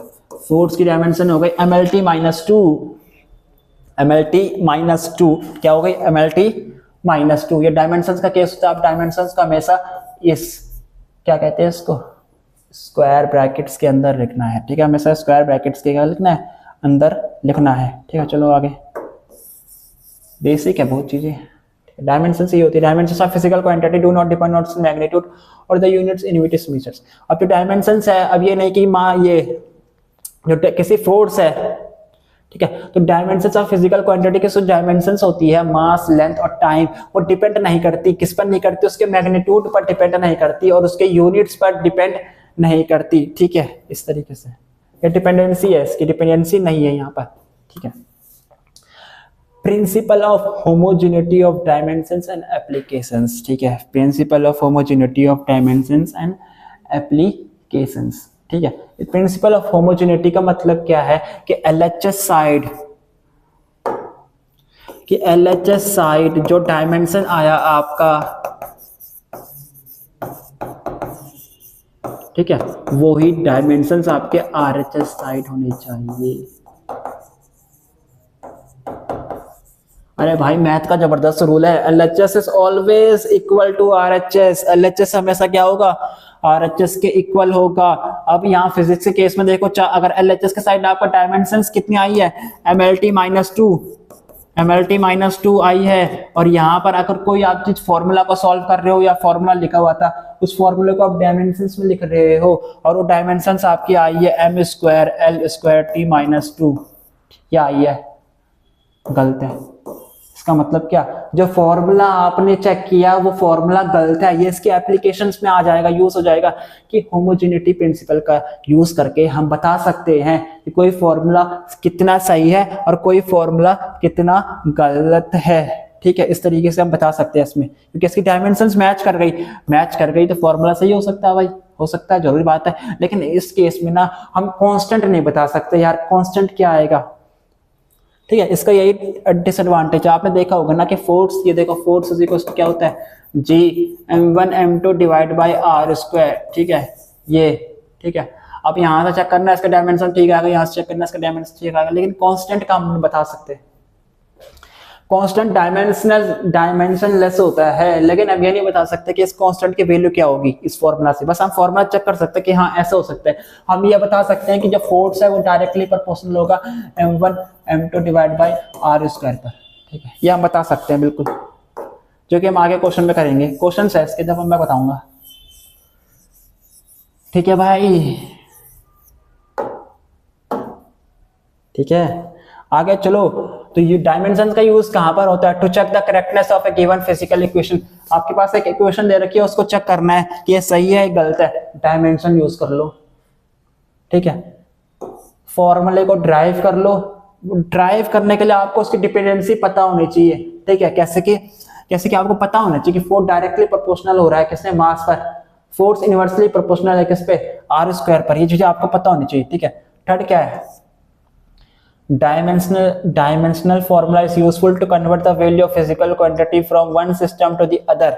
ठीक है, तो आप एक सिस्टम की यूनिट से दूसरे सिस्टम ऑफ यूनिट्स पे भी ट्रांसफॉर्म कर सकते हो। मतलब कि मैं एसआई यूनिट से सीजीएस यूनिट्स पे भी ट्रांसफर कर सकता हूं, बेशक कर सकता हूं। ठीक है, बिल्कुल कर सकता हूं इसकी हेल्प से। ठीक है, मैंने एक एग्जांपल भी ले रखा है यहाँ पर कि कैसे चेंज करते हैं। ठीक है, मान लो यहाँ पर देखो इस तरीके से मैंने, ठीक है, let dimensional formula of a given physical quantity be MLT. ठीक है, एमएलटी ए बी सी की power if in a system having base units mn1 t1 L1 T1 the numerical value of given quantity be N1। और उस numerical quantity की value भी दे रखी है आपको N1। इसको किस में करना है? CGS में चेंज कर दो। तो CGS में चेंज करने के लिए क्या आपको N2 पता होना चाहिए। ठीक है, N2 in another unit system having the base units, उसकी क्या है? ये है बेस यूनिट्स, मास लेंथ टेम्परेचर, मास लेंथ टाइम। ठीक है, इस तरीके से। तो आप यहाँ एग्जाम्पल ले रखा है। ठीक है, इसको देख लो ज्यादा से ज्यादा। ठीक है, बाकी जो चीजें है मैं दिखा दूंगा। यहाँ से चलिए प्रीवियस क्लास। ठीक है, यहाँ हो गया। ठीक है, dimensions of important physical quantities. कुछ फिजिकल क्वांटिटीज है, उनके डायमेंशंस आपको पता होनी चाहिए। अगर नहीं पता तो आप ड्राइव भी कर सकते हो, निकाल भी खुद सब कर सकते हो। ठीक है, पावर इसकी क्या होती है? वॉट। वॉट एसआई यूनिट होती है इसकी। और डायमेंशनल फॉर्मूला क्या होता है? ml²t-3। ठीक है, प्रेशर निकालना है आपको। प्रेशर क्या होता है? Force upon area. ठीक है, अब देखो निकालने कैसे है। फोर्स क्या, डायमेंशंस क्या होती है? mlt-2। ठीक है भाई, एरिया की डायमेंशंस क्या होती है? एरिया को कैसे लिखते हो? Metre square. मीटर स्क्वायर मतलब यहाँ एल स्क्वायर आ जाएगा। तो यहाँ कितना आना चाहिए? ml-1 आएगा क्या? t-2। ml-1 t-2, ml-1 t-2। ये चीजें निकाल सकते हैं आप, ऐसे कोई बात नहीं है। 1 मिनट में निकाल सकते हो आप। ठीक है, 1 मिनट में क्या कर सकते हो? निकाल सकते हो। ठीक है, ऐसी कोई चीज है नहीं। फ्रीक्वेंसी की t-1, एंगुलर मोमेंटम की, टॉर्क की और ग्रेविटेशनल कांस्टेंट की। ठीक है, आगे चलो। ये बहुत सारी यूनिट्स है, और भी आपके पास क्या है? ये यूनिट्स है, फिजिकल यूनिट्स, फिजिकल क्वांटिटीज है। इनके आप डायमेंशंस निकाल सकते हो। ठीक है, याद करने की जरूरत नहीं है क्योंकि अभी आगे हमें बहुत सारे फॉर्मूला वगैरह याद करने पड़ेंगे, इसलिए ठीक है, इसको याद करने की जरूरत नहीं है। आप इनको ड्राइव कर सकते हो, जब निकाल सकते हैं विद इन 1 मिनट, तो याद क्यों करे यार। अब चलते हैं, क्वेश्चन की बारी है भाई। अब करते हैं क्वेश्चन। अब क्या करते हैं भाई? क्वेश्चन करते हैं। चलो यहां तक हो गया, समझ में आ गया। अब क्वेश्चन करते हैं। ठीक है, ये लो क्वेश्चन। क्वेश्चन करो। पहला क्वेश्चन पढ़ो। n division on main scale of a vernier callipers coincide with n+1 divisions of the vernier scale. ठीक है, यहां तक अच्छा। If each division on main scale of a units, least count of the instrument. मेरे प्यारे बच्चों, least count पूछा हुआ है इसमें। क्या पूछा हुआ है? Least count. और ऊपर क्या हेडिंग दे रखी है? ऊपर वाले को दोबारा पढ़ो, खुद भी करो तुम, खुद भी आपको करना है। ठीक है, चलो करो। अच्छा जी, अच्छा ठीक है। यह है कि nMSD इज इक्वल्स टू दे रखा है n+1 VSD। यही है क्या? ठीक है, आप 1 VSD की वैल्यू निकाल लो। अब 1 VSD कितना आएगा आपके पास? n डिवाइड बाई n+1, और ये आ गया आपके पास MSD। अरे भाई, MSD महेंद्र सिंह धोनी नहीं है यार, मेन स्केल। ठीक है, मेन स्केल डिवीजन है, महेंद्र सिंह धोनी नहीं है। ठीक है, जैसे आप बोलो महेंद्र सिंह धोनी होगा। LC की वैल्यू क्या आएगी? LC की वैल्यू आएगी 1 MSD होता है। LC की वैल्यू क्या आएगी आपकी? 1 MSD माइनस के 1 VSD। 1 MSD की वैल्यू क्या है भाई? 1 MSD नहीं मालूम, नहीं मालूम। अच्छा, 1 VSD की वैल्यू मालूम पता है, n divide by n+1 main scale division. ध्यान दो, इसको आगे करोगे आप सॉल्व इसको फर्दर। 1 माइनस के n डिवाइड बाई n+1, और ये MSD आएगा, कॉमन निकाला है ना MSD मेन स्केल डिवीजन, और वो मेन स्केल डिवीजन कितने का है, A यूनिट का है, तो A से क्या करोगे मल्टीप्लाई, लीस्ट काउंट कितना आएगा इसका भाई, n से n कट जाएगा, देखो यहाँ n मैं ऊपर मल्टीप्लाई करूंगा तो n से n कट जाएगा, और आंसर आना चाहिए आपका a divide by n plus 1। बच्चों चेक करो a divide by n plus 1 आ रहा है क्या, बच्चों चेक करो एक बार, a divide by n plus 1 आ रहा है क्या, a divide by n plus 1। Option क्या है भाई, ऑप्शन क्या है, a n प्लस 1। बच्चों चेक करना अपना आंसर मैच करते जाना कि हाँ आंसर आ गया, ठीक है। अगर आंसर करेक्ट आ गया आपका तो कमेंट्स में लिख देना, ठीक है, यस सर आ गया, ठीक है। देखो बिल्कुल सिंपल सा क्वेश्चन था, बेसिक था, ठीक है। तो बेसिक से हम ये स्टार्ट कर रहे हैं भाई, सिंपल क्वेश्चन इसलिए रखे हैं यार, फील आ जाए आपको, थोड़ा प्रैक्टिस आए कि हाँ कॉन्फिडेंस आएगा आपको कि हाँ भाई क्वेश्चंस बन रहे हैं, आगे भी बनेंगे, आगे भी बनेंगे। तो अब आया हो 4 सेकंड क्वेश्चन तो है नहीं, चलो नेक्स्ट में कितना, अच्छा जी भाई, अच्छा जीमेन 2018 आ गया भाई, जीमेन आ गया, जीमेन क्या कह रहा है question, the density of the material in the shape of a cube is determining by measuring 3 sides of the cube, ठीक है, अच्छा जी, एंड इट्स मास, ठीक है, if the relative errors in measuring the mass and length are respectively, अच्छा relative errors measuring in mass को जब आपने मेजर किया डेल m बाई m, उस पर रिलेटिव एरर जब आपने मेजर किया वो कितना है 1.5% का है जी, और उसकी लेंथ पर कितना है भाई, लेंथ पर 1% का है, तो डेल l बाई आपने l किया तो उसकी लेंथ पर कितना है 1% का है। चलो भाई, the maximum error in determining the density पर मैक्सिमम एरर कितना आ सकता है भाई, मैक्सिमम एरर कितना आ सकता है, वो परसेंटेज में दे रखा, तो परसेंटेज एरर आप निकालना है, सिंपल सी बात है, सारे आंसर परसेंटेज में। रिलेटिव एरर निकाल के क्या करोगे, परसेंटेज निकालोगे, रिलेटिव एरर निकाला, उसको 100 से मल्टीप्लाई किया, परसेंटेज आ गया। अच्छा डेंसिटी रो क्या होती है, mass divide by L cube, mass divide by L cube, ठीक है। अब देखो इसको सॉल्व कैसे करेंगे, अब del rho bye rho into 100 कर रहा हूं मैंने यहाँ पर, तो मेरे पास यहाँ कितना आएगा, यहाँ आएगा डेल m बाई m, अभी पीछे स्लाइड में बताया था l की पावर क्यूब डिवाइडेड में है l की पावर क्या है क्यूब, तब यहाँ पर एरर्स कैसे लिखोगे, जितनी पावर है वो पावर आगे रखो, बाकी एज इट इज सेम छोड़ दो, मल्टीप्लाई कर दो 100 से, ठीक है। चलो भाई डेल m बाई 1m कितना है 1.5 प्लस का 3 इंटू 1, पीछे डालो परसेंट डाल लो मैं सीधा, ठीक है, 100 पे हो गया मल्टीप्लाई, ठीक है, 3 और 4 ये आएगा आपका 4.5%। मैच करो भाई, मैच करो आंसर मैच करो, 4.5 आ रहा है कि नहीं आ रहा, अब बताओ जी मेंस में पूछा हुआ है क्वेश्चन 4.5, ठीक है। तो देखो बेसिक से क्वेश्चन, मतलब ऐसा नहीं है कि जी मेंस में बेसिक क्वेश्चन पूछते हैं, आसान क्वेश्चन पूछते हैं, ऐसा बिल्कुल नहीं है, ठीक है, ऐसा बिल्कुल भी नहीं है, लेकिन क्वेश्चन पूछते हैं, आपको कंसेप्ट आता है, आपको पता है ये क्वेश्चन उस बच्चे का बहुत मुश्किल लगेगा जिसने एरर्स ढंग से नहीं पढ़ा, ढंग से नहीं पढ़ा, जिसको कॉम्बिनेशन ऑफ एरर निकालना ही नहीं आता, तो वो कैसे करेगा, उसको तो डिफिकल्ट लगेगा ना, उसको तो डिफिकल्टी लगेगा। अगर आपने पढ़ा हुआ है ना तो आपके लिए चीजें मुश्किल नहीं होगी भाई, चीजें मुश्किल नहीं होगी। चलो इसको, चलो नेक्स्ट क्या है, the speed of a ripple, ये भी क्या है, अच्छा ठीक है, बढ़िया क्वेश्चन है जी भाई, बढ़िया क्वेश्चन है।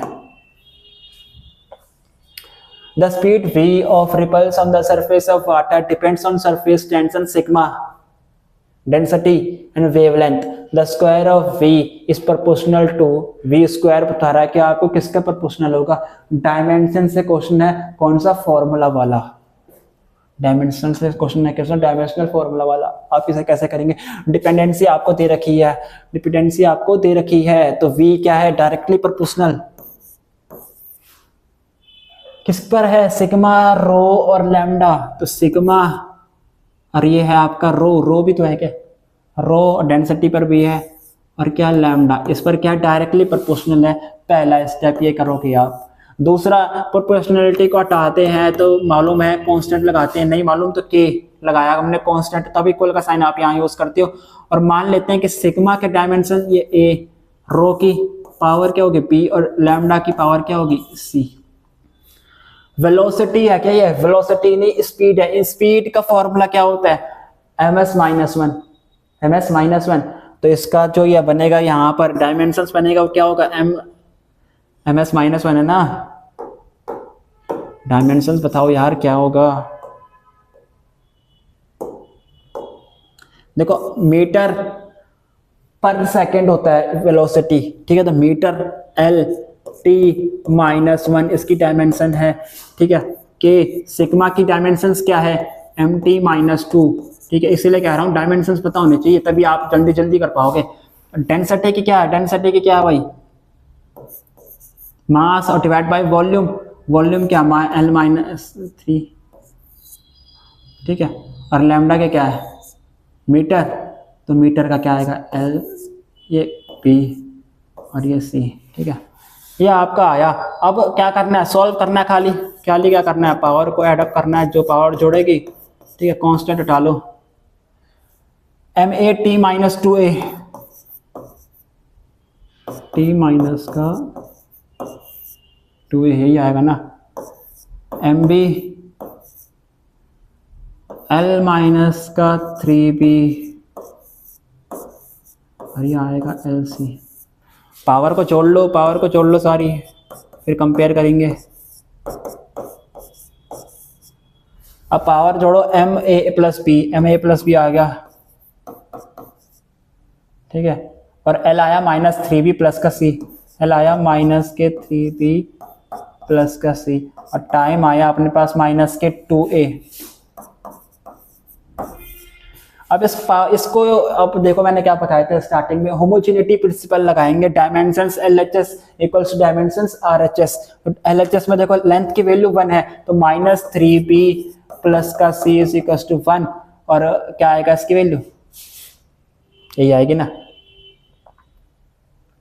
और टाइम का देख लो, टाइम से मिल जाएगा, टाइम माइनस के two a equals to minus के 1 माइनस, तो ए की वैल्यू आ गई हाफ, ए की वैल्यू क्या आ गई हाफ आ गई। ए प्लस बी इक्वल्स टू 0, तो ए की और बी की वैल्यू क्या आएगी माइनस हाफ, बी की वैल्यू क्या आ गई माइनस हाफ, और सी की वैल्यू क्या आएगी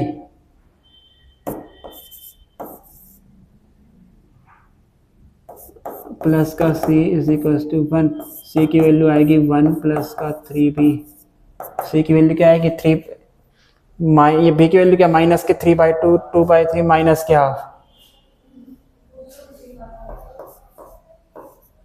सी की वैल्यू भी क्या आएगी माइनस के 3/2, ठीक है। अब फॉर्मूला लिखोगे तो आपके पास फॉर्मूला आएगा v directly proportional to sigma की वैल्यू क्या थी सिग्मा ए है ना, तो सिग्मा की वैल्यू हाफ, रो बी है तो रो की वैल्यू माइनस हाफ, और लैम्डा की वैल्यू माइनस हाफ, ठीक है। स्क्वायर करोगे तो v square directly proportional to sigma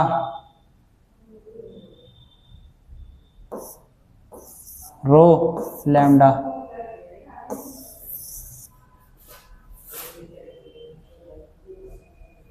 sigma rho lambda आएगा क्या, sigma rho lambda, sigma rho lambda. अरे आप चेक कर लेना, ठीक है। वैसे तो a plus b equals to 0 था,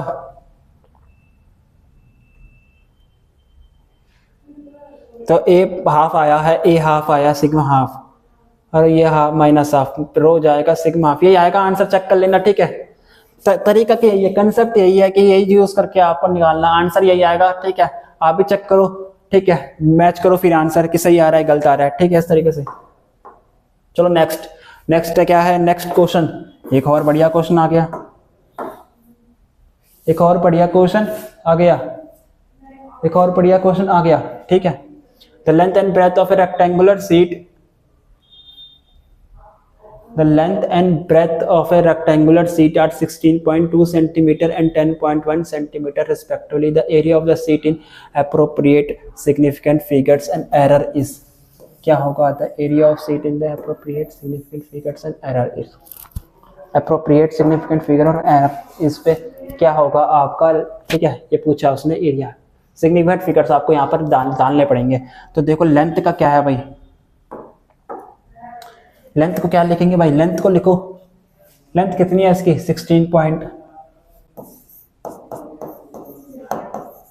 प्लस माइनस किस में एरर आएगा 0.1।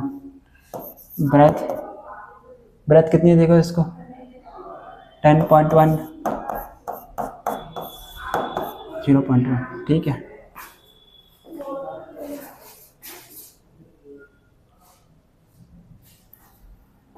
ठीक है, चलो थोड़ा डिस्टर्बेंस हुई थी, ठीक है, ये आ गया यहाँ पर, ठीक है। अच्छा, the area of the sheet in appropriate significant figure and errors. अच्छा, इसका जब आप एरिया लोगे तो एरिया क्या आता है, L into breadth, length into breadth होता है कि नहीं होता एरिया, ठीक है। पिछली बार में आपको मैंने बताया था यार, del A divide by A, del A divide by A जब आप करोगे, del A divide by area करोगे तो इसमें क्या आएगा, del L by L plus del B by B, यही तो आएगा। और डेल ए निकाल लो एरिया, कि कितना एरर आया एरिया पे, del L divide by L plus का del B divide by T और मल्टीप्लाई एरिया, ठीक है।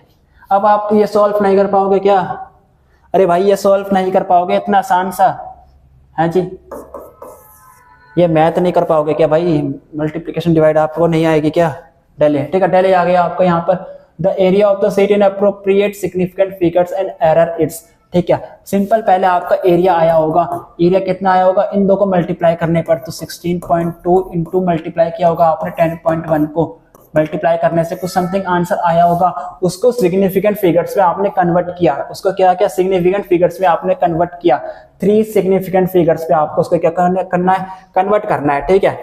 सिग्निफिकेंट फिगर्स में कैसे कन्वर्ट करना है, वो सारी चीजें मैं आपको बता चुका हूँ पहले ही, ठीक है। तो इसको आप आके सॉल्व करना खुद और आंसर मैच करना, कौन सा आंसर आएगा, और कमेंट्स में लिख देना ए बी सी डी में से कोई सा आंसर होगा, ठीक, मैं देखूंगा वहां पर, ठीक है।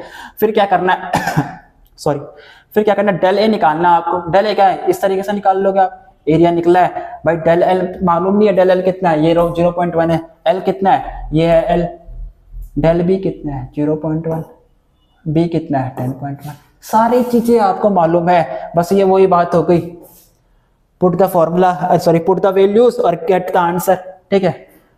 वैल्यूज रखो और आंसर पाओ, ठीक, नेक्स्ट चलते हैं, ठीक है, नेक्स्ट चलते हैं। इसका आंसर कितना आना चाहिए मेरे हिसाब से, देखो इसका आंसर ये आएगा, फर्स्ट चेक करना, इसका आंसर ये आएगा, ठीक है।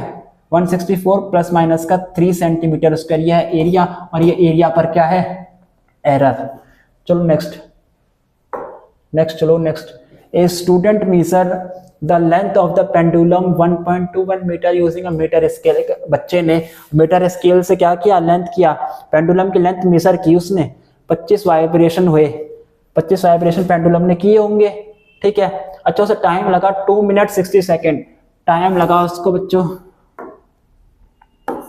टाइम लगा उसको 140 सेकेंड।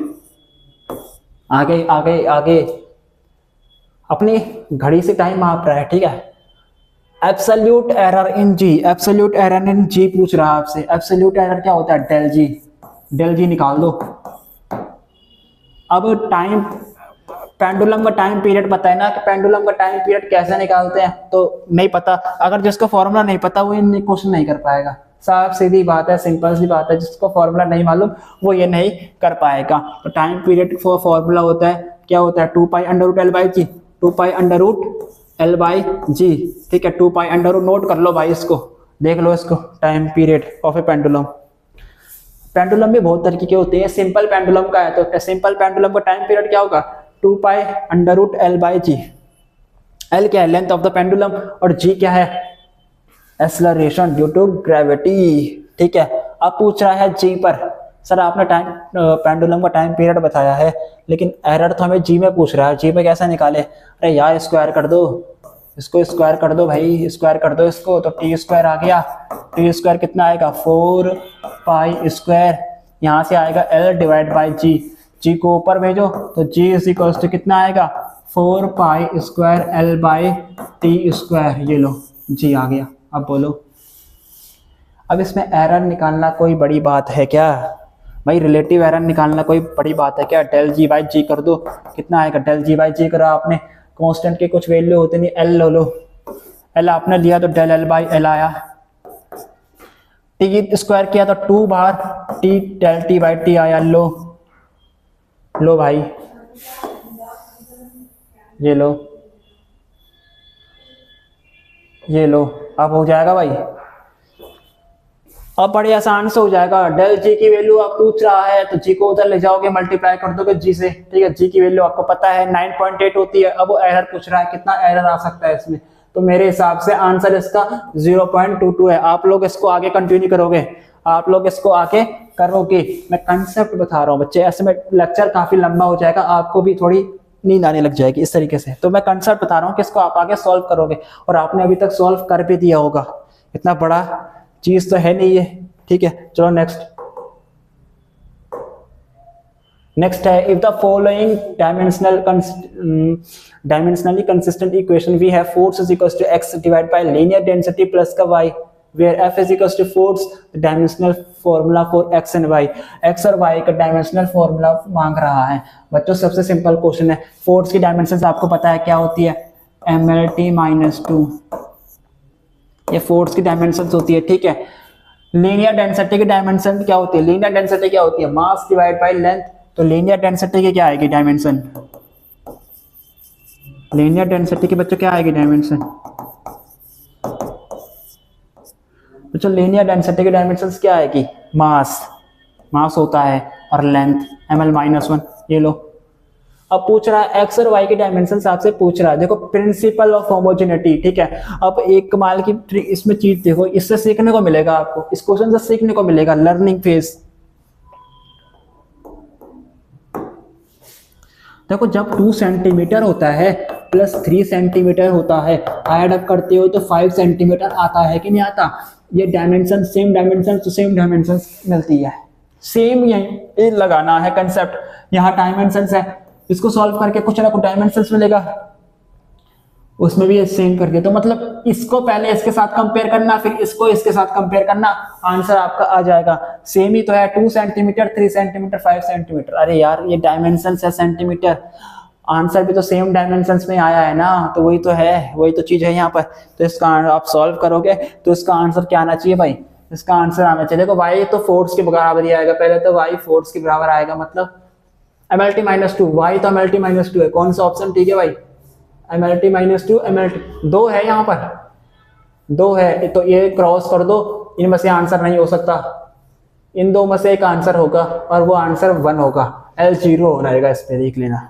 आप इसको आगे सॉल्व कर लेना, कैसे सॉल्व करना है सब कुछ बता दिया मैंने, कुछ नहीं करना, कंपेयर करना खाली आपको, ठीक है। क्या करना है भाई, कंपेयर करना है, इस दो चीज को आपने एडअप किया तो इन दो डायमेंशंस क्वांटिटीज को जब आपने एडअप किया वो फोर्स की डायमेंशन क्वांटिटी की क्या होगी, इक्वल होगी, ठीक है। चलो नेक्स्ट करते हैं, फिर नेक्स्ट क्वेश्चन। नेक्स्ट है, ये भी बहुत बढ़िया क्वेश्चन है, जीमेन 2027, जीमेन 2027। देखो ऐसा नहीं है कि जिन क्वेश्चन में मैंने जीमेन्स नहीं लिखा तो जीमेन्स में पूछे नहीं गए हैं, ऐसा बिल्कुल भी नहीं है, देखो ऐसा बिल्कुल भी नहीं है। क्वेश्चंस देखो भाई, मैं पहले एक चीज बता देता हूँ हमेशा कि कंसेप्ट हमेशा रिपीट करता है, ठीक है। ये कंसेप्ट रिपीट कर गया, देखो वापस क्या पूछ रहा है उसको, कुछ मत पढ़ो, नीचे पढ़ो, नीचे क्या पूछ रहा है, लो पढ़ो नीचे क्या पूछ रहा है, the possible error in surface tension is close to, possible error क्या पूछ रहा है, फिर से वही एरर। अब क्या आप ये बात बताओ मेरे को, क्या ये 2017 में पूछा था तो 2023 या 2024 या 2025 में क्या एरर का फॉर्मूला चेंज हो गया, क्या रिलेटिव एरर को डेल जी बाई जी ऐसे ना लिख के क्या डेल जी की पावर एन, डेल ये जी की पावर एन लिखते हैं क्या, अब ऐसा करते हैं क्या, 2017 में जो चीज पढ़ी थी वो सेम ही तो है, रिलेटिव एरर का फॉर्मूला चेंज थोड़ी होगा यार। यही तो आप समझाने की कोशिश करता हूं मैं आपको, यही चीजें मैं समझाने की कोशिश करता हूं आपको, ठीक है। मेनली फोकस किसमें होता है, कंसेप्ट पर, कंसेप्ट रिपीट करता है, क्वेश्चन से रिपीट कर सकते हैं, रिपीट किया है, ये देखो एरर, अब आपको एरर में ये क्वेश्चन बन गया, इसके बाद एरर में कोई क्वेश्चन बन ही नहीं सकता, ऐसा हो सकता है कभी क्या, 2024 2025 6 7 पे क्वेश्चन आ जाएगा, बोलेगा क्या रिलेटिव एरर निकालो, इसमें क्या बोलेगा, रिलेटिव एरर निकालो, हाँ क्या बोलेगा, रिलेटिव एरर निकालो, ठीक है। तो यही है भाई जो चीज मैं आपको बता रहा हूँ, मेन फोकस किसमें है, कंसेप्ट पे फोकस करो यार कि हम चीज़ें कैसे यूज़ कर रहे हैं बस। अब टेंशन लिखा, टेंशन क्या है, D H G divide by 4, D H G divide by 4 multiply कर रखा है 10 की पावर 3, कोई मतलब नहीं है इससे, एरर्स में इसका मतलब कोई नहीं है। अच्छा, the following observation were taken for determining surface tension of water bye capillary method. Diameter of capillary की डायमीटर आपको दे रखी है, तो डेल्टा डी इसमें कितना हो जाएगा 0.01, देख लेना 10 की -2। आगे अच्छा, डेल्टा एच भी इसके पास ये हो जाएगी कितनी 0.01, सेम, क्योंकि यूनिट सेम है ना, मीटर दोनों में है ना, डायमीटर भी मीटर में है और हाइट भी मीटर में है, तो एरर भी क्या होगा, सेम ही होगा 0.0। देखो यूनिट सेम है ना भाई, यूनिट सेम है तो आप ऐसा नहीं है कि मीटर की यूनिट है उसमें 3-4 एरर आप निकाल रहे हो। अच्छा, इसमें एरर निकालना है नाउ। देखो अब ये है ना, ये सारी चीजें आंसर्स देखो, आंसर्स क्या है, परसेंटेज में दे रखे हैं आपको, परसेंटेज में, मतलब इसमें कौन सा एरर निकालना है आपको, परसेंटेज एरर निकालना पड़ेगा। परसेंटेज एरर कैसे आता है, रिलेटिव एरर मल्टीप्लाई 100, आ गया भाई परसेंटेज। रिलेटिव एरर करोगे तो क्या आएगा, डायमीटर में एरर आना चाहिए एक तो डेल्टा डी बाई डी हो जाएगा, यहाँ प्लस डालोगे और ये आएगा delta H by H, multiply कर दो 100 से, यही है, यही तो है, सिंपल। अब आप इसको क्या करनी है, पूरी की पूरी मैथ करनी है, यहाँ पर पूरी की पूरी आपको क्या करनी है, कैलकुलेशन परफॉर्म करनी है, कैलकुलेशन क्या करनी है, परफॉर्म करनी है और अपना आंसर बताना है, ठीक है। इसको करने में कितने मिनट लगेंगे पहले बताओ, इस क्वेश्चन को करने में कितने मिनट लगेंगे, क्या जेमेंट्स में नहीं आ सकता ये, बिल्कुल आ सकता है भाई। आप कहोगे कि इजी है, अरे इजी क्यों है यार, कैलकुलेशन करोगे तो टाइम लगेगा ना, आपको कैलकुलेशन करने में टाइम लगता है। आप डायरेक्ट फॉर्मूला है, बेस अगर पूछ दिया आपको कि डायरेक्ट मतलब ऑप्शन दे दिया, फॉर्मूला लिखा है और आपको फॉर्मूला पता है, आंसर सोचोगे नहीं, कैलकुलेशन थोड़ी करोगे, सीधा टिक मार दोगे। इसमें कैलकुलेशन करना है, ठीक है। अब बच्चे इसमें टाइम लगा देते हैं, इसलिए 4 मिनट लगा देते हैं, 4 मिनट लग जाता है उनको सॉल्व करने पे। जिनकी कैलकुलेशन स्लो है उनके लिए तो मुश्किल हो गया कि नहीं हो गया भाई, जिनकी कैलकुलेशन तेज है वो तो कर देंगे इसको आराम से। तो इसी मुश्किल कुछ नहीं होता, सब आएगा एग्जाम में, सब आता है, ठीक है। देखो ये लास्ट क्वेश्चन है, वेरी इंपॉर्टेंट, बढ़िया क्वेश्चन है भाई। देखो क्वेश्चन सारे बढ़िया है, ऐसी बात नहीं है, क्वेश्चन क्या है, सारे बढ़िया है। कंसेप्ट देखो बस, क्वेश्चंस भी जब आप करेंगे ना तो आप पर्टिकुलर कंसेप्ट देखो कि कौन सा कंसेप्ट आया है, कौन सा कंसेप्ट में कैसे क्वेश्चंस आ रहे हैं, ठीक, ये इंपॉर्टेंट है। स्क्रू गॉज जिसकी पिच दे रखी है 0.5,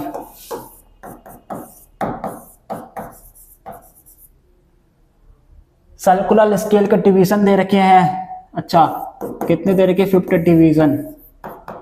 लीस्ट काउंट एल से निकाल लो सबसे पहले, इसका पहला काम सबसे पहले 0.5 पिच डिवाइड बाय सर्कुलर में कितने डिवीजन है 50, ठीक है। सॉल्व करोगे तो इसका एल सी कितना आने वाला है, देखो मिलीमीटर में आएगा, कितना आएगा 0.01 मिलीमीटर। चेक कर लेना एक बार, वैसे मैं कर लेता हूँ यहाँ से, तो 0.01 ही आएगा। नेक्स्ट क्वेश्चन क्या है, कमाल की बात क्या है कि is to measure the thickness of a thin sheet of aluminium की थिन शीट को क्या करना है, मेजर करना है उसकी thickness. Before starting the screw gauge or before starting the measurement, it is found that when the two jaws of the screw gauge are brought in contact, the 45 division coincides with the main scale line and that of the zero of the main scale line battery is barely visible. What is the thickness of the sheet if the main scale reading is, main scale reading दे रखी है आपको MSR 0.5 और 25 division coincide दे रखी है, 25 division coincide, ठीक है। अच्छा तो आपको क्या बतानी है, मेन इसके टोटल स्केल रीडिंग बतानी है आपको, TSR निकालना है। TSR सबसे कमाल की बात है इसमें, क्या पूछी, जब आपने स्क्रू गॉज को ना घुमाया तो उसके जो जॉज होते हैं, ये जॉज होते हैं, ठीक है, वो किनारे पे चिपके नहीं। जब आप उन दोनों को क्या लगाए, before starting the measurement it is found that when the two jaws of the screw gauge are brought in contact the 45 division coincide. मतलब जब आप इन दोनों को नजदीक पर लाए, इन दोनों को आप नजदीक पर लाए, जॉस उसके नजदीक पर लाए, उसका जो रेवोल्यूशन है वो कंप्लीट नहीं हुआ, 45 डिवीजन में रुक गया ना, पूरा तो 50 डिवीजन है, कंप्लीट होता तो 50 डिवीजन पे और प्लस क्या करता, कॉन्साइड करता, लेकिन नहीं, 45 डिवीजन पे क्या हो गया, कॉन्साइड कर गया। इसके पास जीरो एरर भी है, इसके पास जीरो एरर भी है, अब ये होता है आपका जीरो एरर। ये क्या होता है भाई? Zero error. इसके पास क्या है? Zero error. जीरो एरर का फॉर्मूला क्या होता है? कैसा जीरो एरर है? ये नेगेटिव। नीचे रुक गया, ऊपर 45 डिवीजन कॉन्साइड हुआ है ना, तो जीरो एरर का फॉर्मूला क्या होता है? क्या है? कॉन्साइड डिव माइनस के 50, ठीक है। और ये हो गया आपको कॉन्साइड डिव माइनस के एलसी। कॉन्साइड डिव कौन से डिवीजन पर रुक गया? माइनस कर दो, सर्कुलर स्केल के पास कितने टोटल डिवीजन है? 50। और आपका जो यहाँ से जीरो एरर आएगा वो क्या आएगा? माइनस के 5 LC। ये आपका आया जीरो एरर।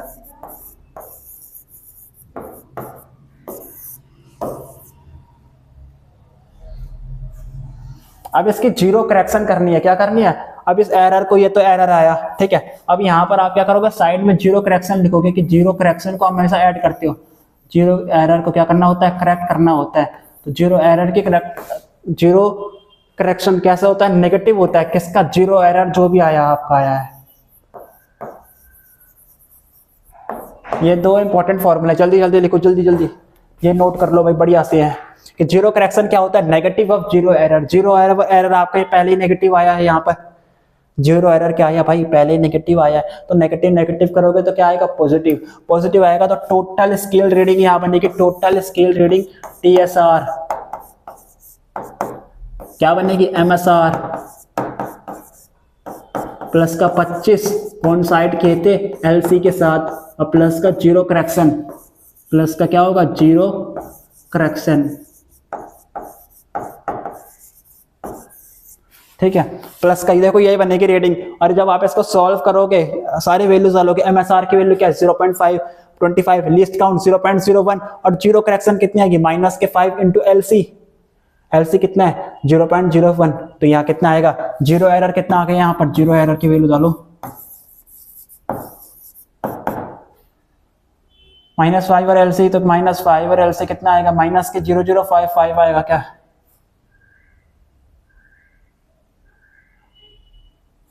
ठीक है। तो जीरो एरर कितना आएगा? -5 किया यहाँ पर आपने, देखो -5 और LC से किया, तो -5 डिवाइड बाय 100, तो -0.05। ये आपका क्या आया? जीरो एरर, ठीक है। और जीरो करेक्शन निकालनी है, तो जीरो करेक्शन क्या आती है?